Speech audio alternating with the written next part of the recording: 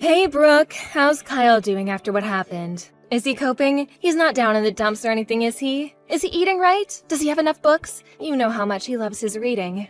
He's fine. Chill. It's been a week since the accident now. Of course he has a lot of free time on his hands in the hospital than he's used to. But I can assure you he's been using it wisely by grumbling and complaining to the max. I see. Well, in that case, I'm pleased. If he's still lively enough to be grumbling and complaining, there's nothing to worry about. I'll be coming to see him again in the next few days. Okay, I'll pass on the message. I think it really counts to have your mom by your bedside at times like this. He appreciates your visits a lot. Kyle appreciates me?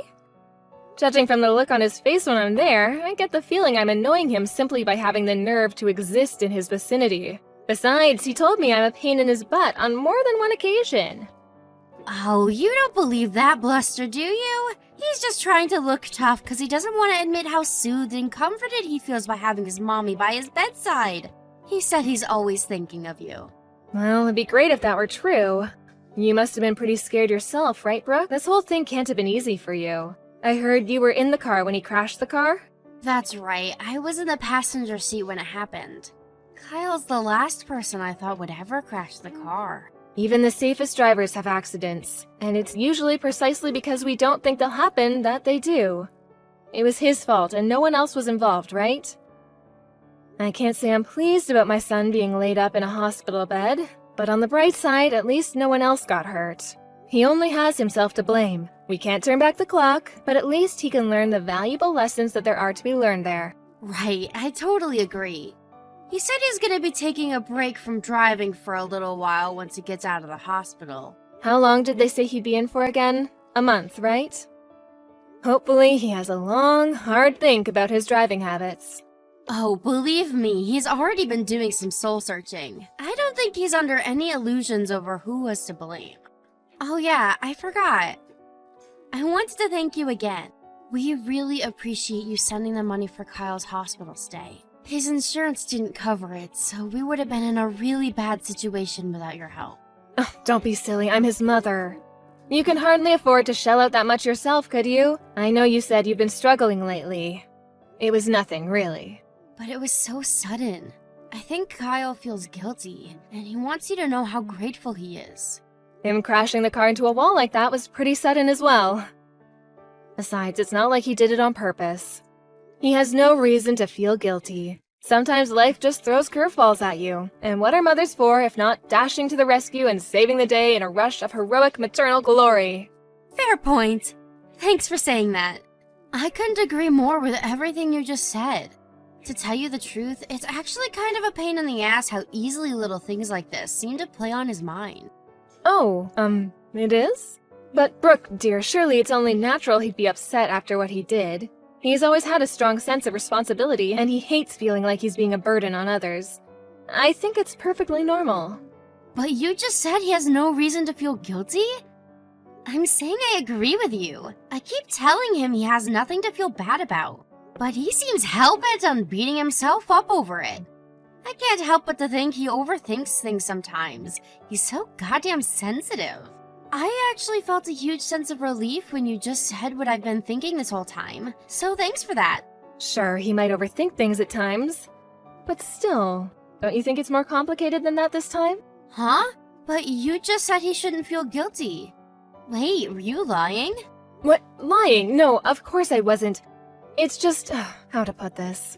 Just because I don't think he should feel guilty about what happened, doesn't mean I think he should be nonchalant and indifferent towards it either. If anything, I'm proud of him for being so considerate towards others. Is there a problem with being nonchalant and indifferent when you've done nothing wrong? You're my mom-in-law, and that makes me your daughter.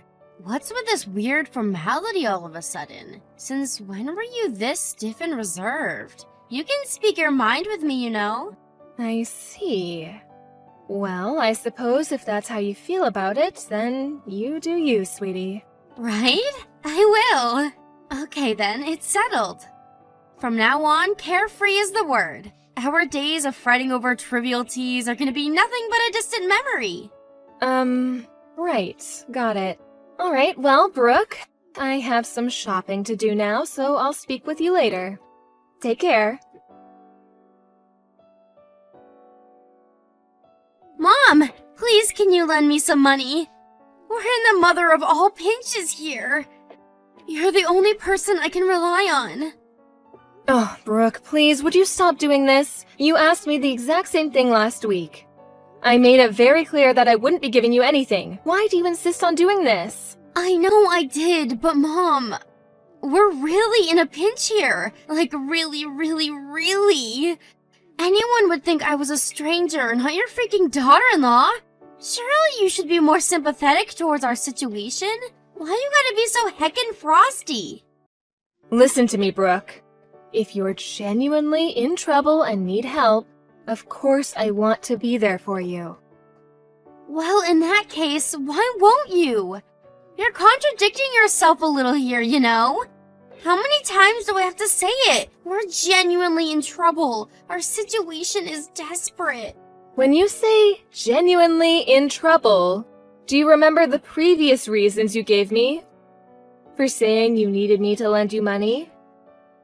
Yes, of course I do. We're struggling to stay afloat financially because vegetable prices have been going through the roof lately.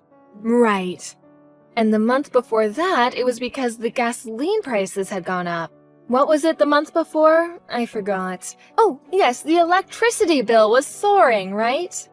I don't remember well either. But probably that. Everybody knows the cost of living has been going through the roof lately, and normal hardworking folks like us just can't get by as easily as we used to. Probably that. Ugh, I see. Anyways, let's forget about that for a moment. What I wanted to ask you is, why don't you understand how unreasonable it is to come begging me for money every time your living expenses go up? How is that unreasonable? You're right, I don't understand at all. We're your family, and we're in trouble. You're the one who said it was your job as Kyle's mom to dash to the rescue and save the day when life throws curveballs at us. Surely helping us at times like this is the decent, moral, and obvious thing to do? It's not that I don't want to be there for you. The problem is that every time you ask for money, it's for the smallest, pettiest things. Think about it. If I have to come to the rescue every time your outgoings go up slightly, it'll never end. Kyle's got out of the hospital and went back to work months ago. It's not like you two are on one salary anymore. I never heard anything about either of you taking a pay cut either. Look, dear, I know we're in a cost of living crisis, but how can you suddenly be in the mother of all pinches just because cucumber prices went up? Surely if you two do some brainstorming together, you can figure out a way to get through this somehow. I'm asking you precisely because we can't cope without your help. Why won't you believe me? You're horrible. You lent us money without so much as a single complaint before. What changed? I sent the money back then because my son had been in a car accident. That was an emergency. Surely you see the difference between a car crash and the things you're asking me to open my purse for every month these days? I get that. Look, I don't know exactly how much Kyle brings home every month, but you've never had any problems like this until recently, so I could ask you the same thing. What changed, Brooke? You'll be fine if you just tighten your belts a little. You know, like eating out less, canceling things like Peeps Flick subscriptions, making sure the lights are turned off, that kind of thing. This is hardly rocket science. It must be nice to have the luxury of saying all these things from a position of complete financial security. Life isn't so easy for us mere mortals, you know. Yes, that's right, I know. You're sitting on a tiny little nest egg in that savings account of yours, aren't you? I see. I take it you heard from Kyle? He'd let it slip after he had a few beers the other night. I'm pretty sure he didn't mean to tell me. It's real nice to know how trusted I am in this family. Like, geez, thanks for sharing, Mom. Anyway, if you have so much money, what's the issue with lending us a few cents here and there to help us get by when times are tough? Why does it have to turn into this big drama? Just quit complaining and hand over your bank card already. You do know that my savings and your household finances are completely unrelated, don't you? Just because I have money does not mean I'm obliged to give it to you. What kind of logic is that? Besides, if you're really in as much trouble as you say you are, why are you the only one who ever comes begging to me like this? If times are so tough, why haven't I heard so much as a word out of Kyle? Duh, isn't it obvious? He's way too proud to admit we're struggling. How's he supposed to feel like the man of the house if he has to beg his mommy for pocket money? In that case, you won't have any problem with me confirming all this with him directly, will you? You know that your finances are in such dire straits that you have to beg your mother-in-law for money several times a month? Oh, come on. There's no need to do that, and you know it. That's just mean-spirited. Think about how it would make your son feel. The bottom line here is that you need to learn to overcome life's challenges by yourselves. If you rely on others at the first sign of trouble, not only will you have no problem-solving ability of your own, but you'll be finished as soon as the support dries up. I have absolute faith in you both to get through this and to become stronger people for it. If you accept and understand all of the above, and you still say you're in desperate trouble, I'll be here for you. But just because we're not at risk of being homeless this week doesn't mean we're not in trouble. Do we have to be on death's door before you start caring about us?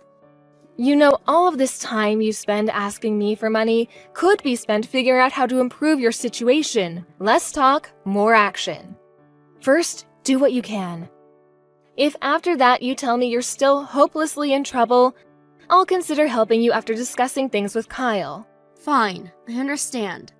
Sorry for being so persistent. Don't worry about it. I'm grateful for your understanding. I understand things aren't easy for you right now, but you can't go through life relying on others all of the time. If you did, you really would end up in the mother of all pinches when no one was there to save you. Hey Mom, guess what? I've been doing some thinking. Brooke? What's this all of a sudden? Have you had some kind of religious epiphany? What have you been thinking about? Remember how you scolded me before for asking for money? Well, you gave me pause for thought, and I've pondered long and hard on the matter. So anyway, I'll get right to it. I have a suggestion. Hear me out. I hardly scolded you, dear. But it is important to consider other people's feelings and opinions, especially when they differ from your own, and the ability to do so is a sign of real maturity. The fact that you took the time to seriously think about what I said makes me very happy. Cool, thanks for saying so. Okay, well, I'm ready for it. The suspense is killing me. What's your suggestion? So, you have a lot of savings, right? But you told me it was no good for me and Kyle to rely on your money unless in case of emergency, right? That's right. We might be family, but that doesn't mean we shouldn't have boundaries, and relying on others all the time isn't good for anyone. On the other hand, it seems like such a waste for you to keep all that money to yourself without putting it to good use. Excuse me? Forgive me, Brooke. Maybe I'm misunderstanding you here, but by any chance has the subject changed? Nope, we're still on the topic. Just bear with me. I'm building up. Where was I? Oh yeah, you said it yourself. It's no good to rely on others too much, right? That's why I think we should move in together. What? I'm sorry, but I don't understand this at all. What on earth led you to that conclusion? Think about it. If we move in with you and we all live together, we'd all be on the same team. You lending us money wouldn't count as us relying on others anymore. It wouldn't? That's right, it wouldn't. And actually, scratch lending. If we all lived under the same roof, there would be no our money or your money because we'd all be contributing to the same pot. Your money would become everyone's money. I can't believe I didn't think of it sooner. Let's do it. Let's live together. Hold your horses, Brooke, please. Don't you see how absurd what you're suggesting here is? I don't understand your logic at all. No, I can't and I won't. It's not happening. Why not? Surely living with us would give you more peace of mind, too. Ah, that's it. You're worried about the housework, aren't you? No.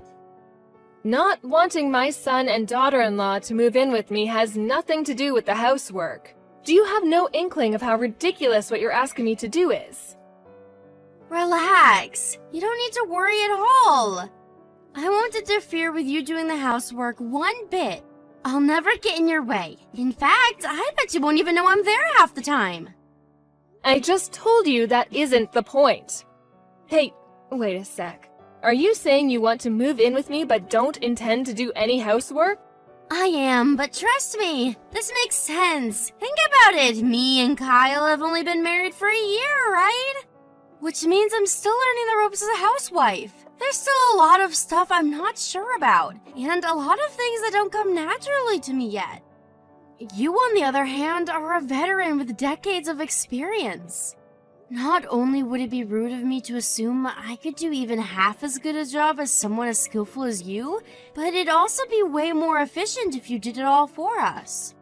Oh, good grief. Alright, you listen to me, Brooke, and I'm aware of how rude this will sound, but I just don't care anymore. I'm so disgusted with you, I struggle for words. That's not important right now. What's important is that we move in with you ASAP and live together as one big happy family. So what do you say? We'll handle stuff like having our things sent over on our end. You moved house last month, right? I don't know your new address yet. Could you tell me it? This conversation is pointless. There's no getting through to you. I take it Kyle is aware of this little scheme of yours? I'll discuss the matter with him directly. What are you talking about? Kyle doesn't know anything about this. Wait, what? Are you being serious? You're talking about moving house and your husband doesn't know? Yep, that's right. To tell you the truth, the idea only just came to me and I got excited. I just had to pitch the idea to you straight away. But relax, it's fine. I'm certain Kyle's gonna be on board with it. He's smart after all. Wow, Brooke, wow. Were you always like this? I don't even know how to respond. But I do know one thing. How arrogantly and selfishly you're behaving right now only strengthens my resolve not to let you move in with me. It is not happening. Like, what the hell? Your daughter-in-law's telling you she wants to move in with you here. Anyone else would be pleased. I'm not so sure about that. Anyway, there's no point in carrying on this conversation if Kyle doesn't know about what you're doing. I'm going to go speak with him directly. I have nothing more to say to you. God, you're so freaking annoying. How could you be so ungrateful? I'm doing this out of the goodness of my heart. Do you know how dangerous it is for an old hag like you to live all on her own? We're moving in with you, so hurry up and tell me your address. Oh, today has been an unusual one. Who would have thought it's possible to be this disgusted with a single person so many times in one day? It's actually impressive. Stop talking nonsense and accept my very kind offer already.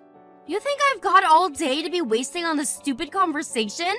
Some of us have jobs to work and finances to worry about, you know. Calm down, Brooke. Deep breaths. In, out. You came at me like such a whirlwind I didn't get a chance to tell you this. But I already live with someone, so unfortunately, I'm not going to be able to take you up on your offer. You're better off just forgetting the whole thing.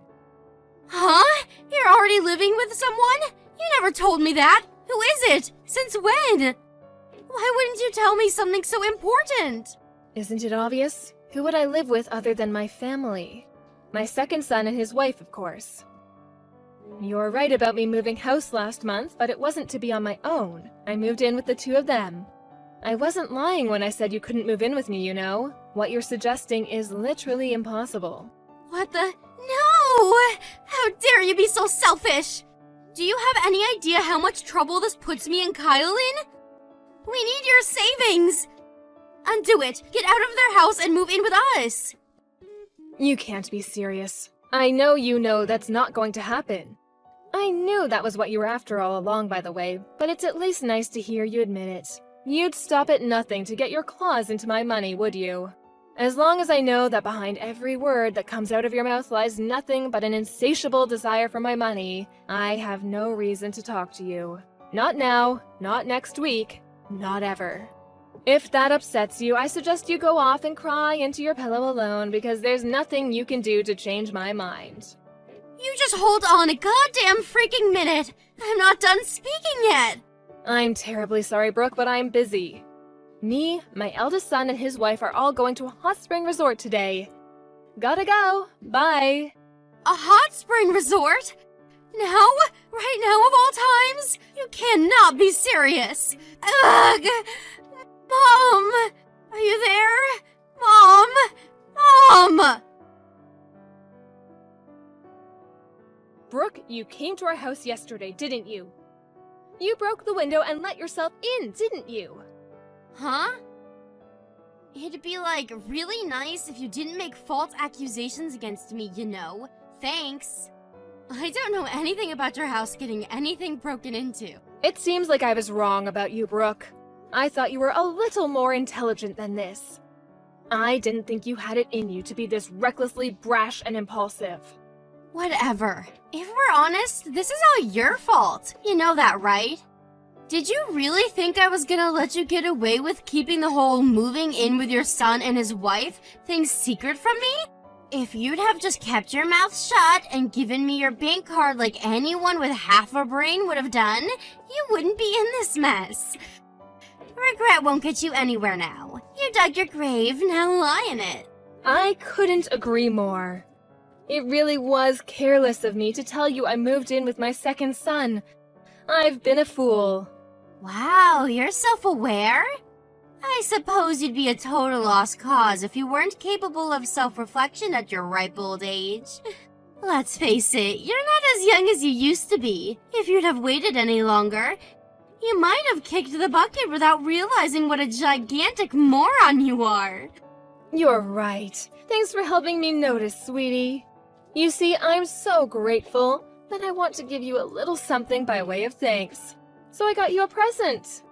Huh? A present? What is it? You should know that I don't accept cheap stuff. It's fine, relax. It's even more valuable than my bank card. You know, the one you took from this house. In a certain sense, it's actually something really unusual. Huh? What could you possibly be talking about? I can barely take the suspense. I don't know anything about your bank card either. You're barking up the wrong tree. Oh, really? Is that so? How tragic. In that case, my present is meaningless. Huh? Meaningless? How so? What's the present? Tell me. You see, I spoke to the police about what happened yesterday. We have witness testimonies from the neighbors. Something tells me you might get a knock at the door from some men in uniform with a couple of questions to ask you very soon. Wait, what? You spoke to the cops? Why would you do that? What's the problem? You have nothing to worry about. It wasn't you after all. Sorry if you find it boring, but I thought it'd be perfect for you. The present is police questioning, just for you. Congrats, honey. No, wait! You can't seriously be saying you reported me, your own daughter-in-law, to the police? I'm your son's wife! You seem a little perturbed. Is everything okay? Surely you have no reason to panic like this. What's the problem? It wasn't you after all. I know you're probably busy, and having a bunch of stern-looking cops grilling you on the sofa might not have been how you envisioned yourself spending today. But you clearly had nothing to do with it, so I'm sure they'll be out of your hair before you know it. I'm sorry. I lied. I knew it. So it was you? Yes. I was so mad about the whole moving in with your other son thing, I wanted to get back at you somehow. I'm sorry. Please forgive me. I see. It's fine. Relax. You have nothing to worry about. I told you, right? This is a present. How can I relax? I might be about to get arrested here. And how the hell does calling the cops on me count as a present? It's a present because I am very kindly giving you an opportunity to reflect on what you've done and become a better human being. So why don't you have a long, hard think about your behavior and fix that rotten personality of yours? That's what me and Kyle want you to do. We both have high hopes for your rehabilitation. We'd be over the moon if you accepted it with some gratitude, because this is the last present you'll ever get from this old hag. After that, my shamed daughter-in-law was taken away in handcuffs by the police in front of a crowd of very shocked neighbors. I know I told her she was only going to be questioned, but that was because I didn't want to panic her so much she tried to escape. Between the witness testimonies from the neighbors and the footage from the surveillance camera my son installed in the garage, she didn't have a leg to stand on, and her arrest was basically a foregone conclusion at the moment I reported her. My son Kyle divorced his criminal of a wife as soon as he found out what she'd done. I hope she uses this as an opportunity to reflect, but I'm not holding my breath. Me and Kyle are praying that she uses this whole situation as an opportunity to change her ways and become a better human being, even if just a little. That said, even if she does repent and change her ways, even if she becomes a shining bastion of all that is good and virtuous, we'll never know because she's no longer a part of our lives. She can get by on her own now.